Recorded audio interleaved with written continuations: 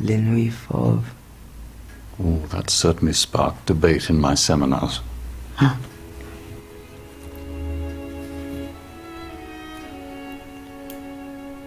I could never have dreamt there was so much going on in the world between the covers of books.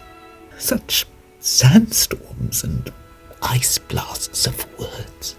Such staggering peace. Such enormous laughter.